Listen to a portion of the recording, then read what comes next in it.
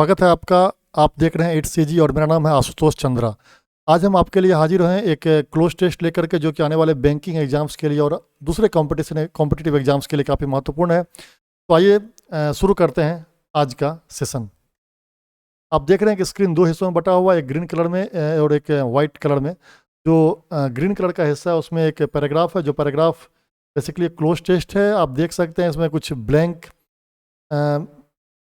Space हैं, जो blank खाली जगह है, जो अलग अलग नंबर से इंगित किया हुआ है।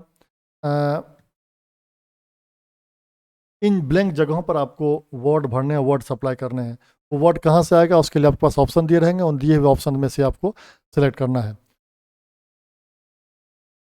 इसको पढ़ते वक्त, सॉल्व करते वक्त हम बहुत सारे चीज़ों का ध्यान रखेंगे। इसमें कौन सा ग्रामर का रूल्स आएगा, या फिर कहाँ पर हमें कुछ अन्य पहलुओं को देखना है, जिससे हमें क्वेश्चन सही तरीके से कम समय में सॉल्व कर पाएँ। तो आइए शुरू करते हैं पढ़ना इसे। The weaker sections of the rural population, जो ग्रामीण पॉपुलेशन का, जो ग्रामीण जनसंख्या है उसका जो वीकर सेक्शन है, वीकर मतलब कमजोर, वीक मतलब कमजोर, जो वीकर सेक्शन है, कमजोर हिस्सा है रूरल ग्रामीण जनसंख्या का, are mostly from the socially and economically backward.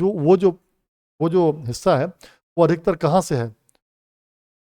सामाजिक और आर्थिक रूप से बैकवर्ड जो है, जो पिछड़ा हुआ है, वहाँ से है। मतलब जो जो ग्रामीण जनसंख्या का, ध्यान देंगे, जो ग्रामीण जनसंख्या का जो वीकर सेक्शन है, जो कमज़ोर सेक्स तबका है, वो अधिकतर कहाँ से है? तो उस ग्रामीण जनसंख्या का जो सोशली सामाजिक और आर्थिक रूप से बैकवर्ड जो लोग हैं, उसमें से वो वीकर सेक्शन है।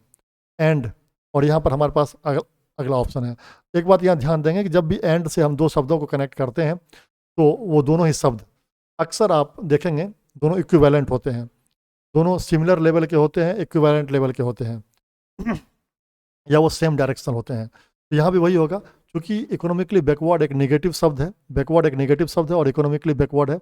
यहाँ पर हम बैकवर्ड पर ध्यान देंगे, एक नेगेटिव शब्द है, तो इसके साथ एंड, इसके साथ जोड़ने के लिए कनेक्टेड एंड आया है। तो इस एंड के अनुसार, एंड के वजह से आने वाला जो अगला शब्द होगा वो भी इसी नेचर का होगा।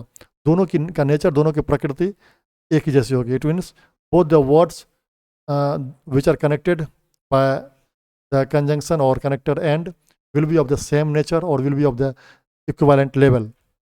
तो आइए देखते हैं हमारे पास कौन कौन से ऑप्शंस हैं। ऑप्शंस आपके स्क्रीन पर हैं।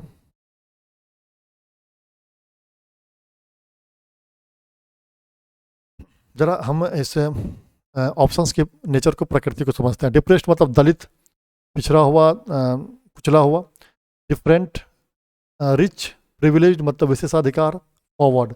आप देखेंगे कि ये तीनों ही शब्द जो हैं एक ही नेचर के हैं, सेम डायरेक्शनल वर्ड्स हैं। तो क्योंकि यहाँ एंड से जोड़ना है और एंड से जुड़ने वाले शब्द सेम डायरेक्शनल होते हैं, जो कि यहाँ पर, जो कि शब्द यहाँ पर बैकवर्ड के साथ जुड़ना है और ये नेगेटिव वर्ड है, तो इस तीनों में से कोई भी शब्द वहाँ पर नहीं आएगा। Economically backward and rich section, privilege section और फॉरवर्ड सेक्शन, ये नहीं कह सकते हम, इसलिए तीनों ही ऑप्शन को हम खारिज करते हैं। अब बचा हुआ ऑप्शन डिफरेंट, जो कि आउट ऑफ कॉन्टेक्स्ट है, संदर्भ से परे है। हमारे पास एक ही ऑप्शन बचता है, डिप्रेस्ड, जो कि मीनिंग के हिसाब से फिट बैठ रहा है। चलते हैं अगले ऑप्शन की तरफ। Because of there dash and financial difficulty. फिर आप देखें फाइनेंशियल डिफिकल्टी मतलब वित्तीय कठिनाई, और यहाँ एंड से जुड़ा है, तो इसके पहले आने वाला शब्द भी नेगेटिव मीनिंग, नेगेटिव नेचर का होगा, क्योंकि फाइनेंशियल डिफिकल्टी ये नेगेटिव नेचर का है। तो अगर यहाँ पर हम ऑप्शन पर विचार करें तो हमारे पास जो ऑप्शन है, ability, dependence, illiteracy, number and majority. कुछ शब्द यहाँ पर इरिलीवेंट है, आउट ऑफ कॉन्टेक्स्ट है, जिन शब्दों को हम प्रथम दृष्टिया प्राइमा फैसाई उन्हें जो डिस्कार्ड कर देना है, रूल आउट कर देना है, ये नहीं होगा, बिल्कुल आउट ऑफ कॉन्टेक्स्ट है। मेजोरिटी भी आउट ऑफ कॉन्टेक्स्ट है। बचा हुआ है इलिटरेसी, हो सकता है, इसको कंसिडर करेंगे हम। Dependence, there dependence and financial difficulty.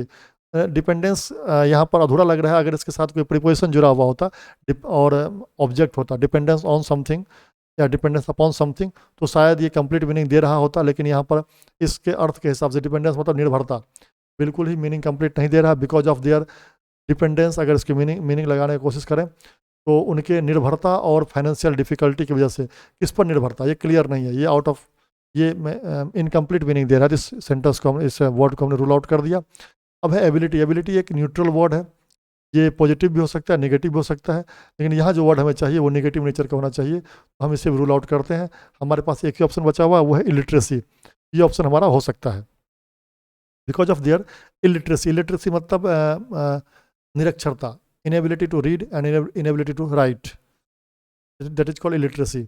तो because of their illiteracy and financial difficulty they are not readily, तो अपने निरक्षरता और वित्तीय कठिनाई की वजह से वो तैयार नहीं होते हैं, अगर इसको शॉर्ट करके समझें, दे आर नॉट रेडी, वो तैयार नहीं होते हैं टू चेंज देयर हैबिट्स, अपनी आदतों को बदलने के लिए, एंड एडॉप्ट। एडॉप्ट मतलब होता है अपनाना, मॉडर्न टेक्नोलॉजी, आधुनिक तकनीकों को अपनाने के लिए तैयार नहीं होते हैं। एक बार फिर से देखें, they are not readily discarding to change their work habit. वो लोग अपने वर्क हैबिट को डिस्कार्ड करने के लिए, खारिज करने के लिए तैयार नहीं होते हैं। They are not readily, they are not ready to, इसको ऐसे समझें रिप्लेस करके वर्ड को, they are not ready to discard to change. अच्छा, तो डिस्कार्ड मतलब होता है खारिज करना, किसी चीज़ से मुक्ति पाना। तो वो अपने वर्क हैबिट को खारिज करने को, उसे वो they are not ready to, they are not ready to discard to change. अच्छा, यहाँ भी शब्द है चेंज, अपने वर्क हैबिट को बदलने को, वो अपने वर्क हैबिट को बदलने को, खारिज करने को वो तैयार नहीं होते हैं। अपने वर्क हैबिट को बदलने को खारिज करना, मतलब ये डबल नेगेटिव मिल के सेंटेंस को पॉजिटिव बना रहा है। इस नोट की वजह से, इस नोट की वजह से वहाँ पर वो डिस्कार्ड शब्द नहीं, क्योंकि वो डिस्कार्ड करने के लिए तैयार नहीं है। अपने वर्क हैबिट को, वो उससे मुक्ति नहीं चाहिए, अपने वर्क हैबिट के साथ, ट्रेडिशनल वर्क हैबिट के साथ वो कंटिन्यू करना चाहते हैं। ये नॉट और डिस्कार्ड, ये दोनों शब्द एक साथ आकर के वाक्य को पॉजिटिव बनाता है, जो कि यहाँ पर अर्थ नहीं है। Your habits and adopt modern technology. Being sure about, बिल्कुल ऑप्शन यहाँ बीइंग श्योर ही आएगा। हैविंग के बाद प्लस भीतरी आना चाहिए, जो कि नहीं है।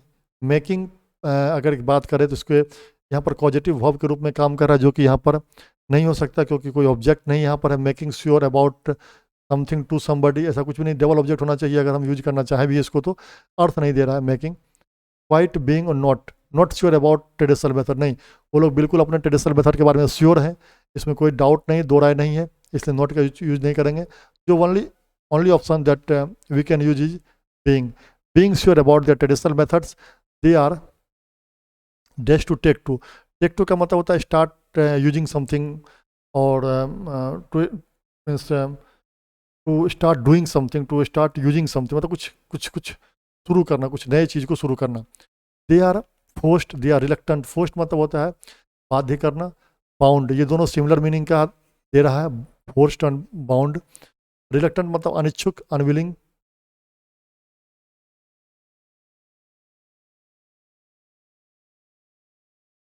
प्रिपेयर्ड और क्यूरियस।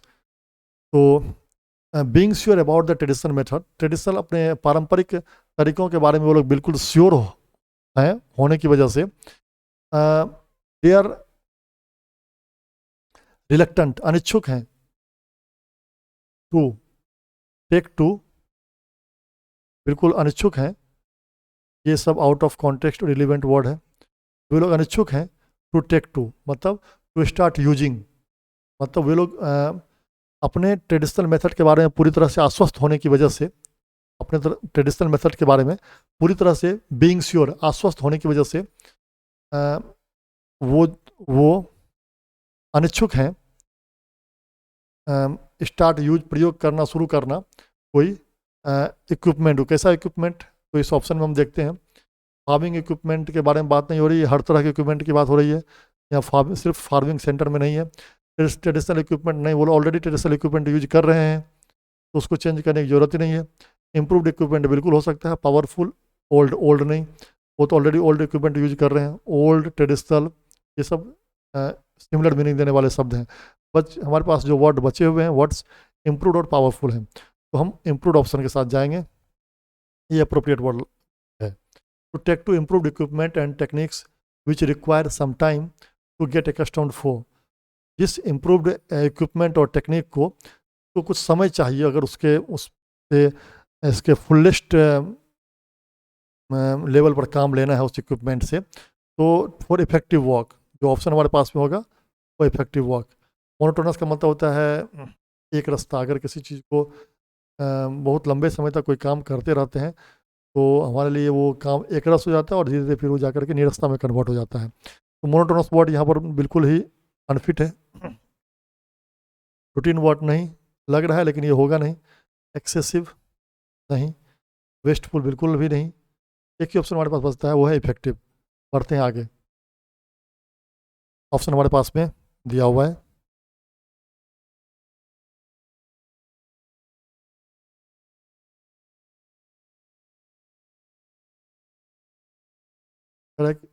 आफ्टर होल्डिंग, यहाँ होल्ड का मतलब है आयोजित करना, आयोजित करना।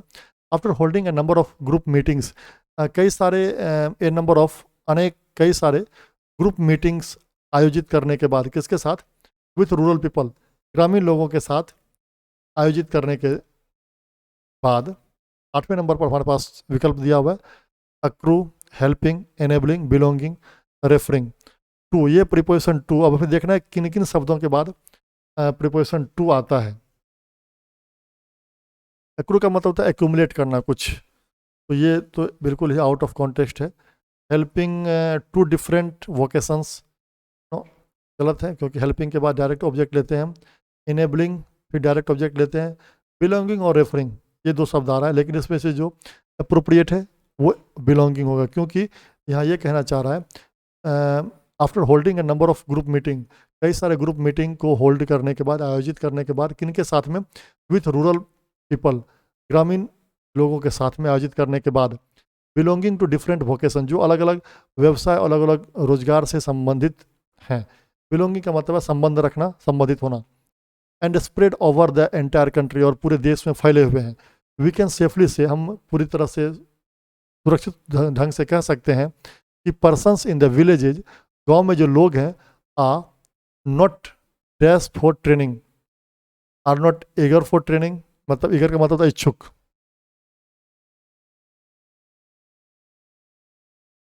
कैपेबल मतलब सक्षम। इनडिफरेंट इसका मतलब तटस्थ। तटस्थ मतलब हो गया जो ना इस तरफ हो ना उस तरफ हो, किसी साइड, किसी का साइड नहीं ले रहा, वो इंडिफरेंट कहलाता है, मतलब इंटरेस्ट नहीं हो किसी चीज़ में। तो हम सेफली कह सकते हैं कि persons in the village are not eager, not capable नहीं, नॉट इंडिफरेंट नहीं, इंडिफरेंट एंटागोनिस्ट मतलब हो गया अपोनेंट, विरोधी। अनविलिंग मतलब अनिच्छुक। अब यहाँ देखें कि ए और ई में दोनों ही अपोजिट ऑप्शन है। अगर ए होगा तो ई नहीं, ई होगा तो ए नहीं। तो यहाँ पर जो अप्रोप्रिएट वर्ड है वो है इच्छुक, ईगर। कि विलेज में वो लोग इच्छुक नहीं है फॉर ट्रेनिंग, ट्रेनिंग के लिए, to improve upon their traditional and hereditary. Hereditary मतलब जो अनुवांशिक है, जो वंशानुगत है। Dash of working, hereditary style of working, techniques of working. तो बिल्कुल यहाँ एगर होगा, वो लोग इच्छुक नहीं है टू इम्प्रूव अपॉन, उसमें इम्प्रूवमेंट करने के लिए the traditional and hereditary techniques of working, अपने जो पारंपरिक तरीके हैं काम करने के, तो बदलने के लिए बिल्कुल वो तैयार नहीं है। उम्मीद करता हूँ आपको ये समझ में आया होगा। बस वीडियो को अगर अच्छा लगा हो तो लाइक कीजिए और चैनल को सब्सक्राइब कीजिए। वीडियो देखने के लिए धन्यवाद।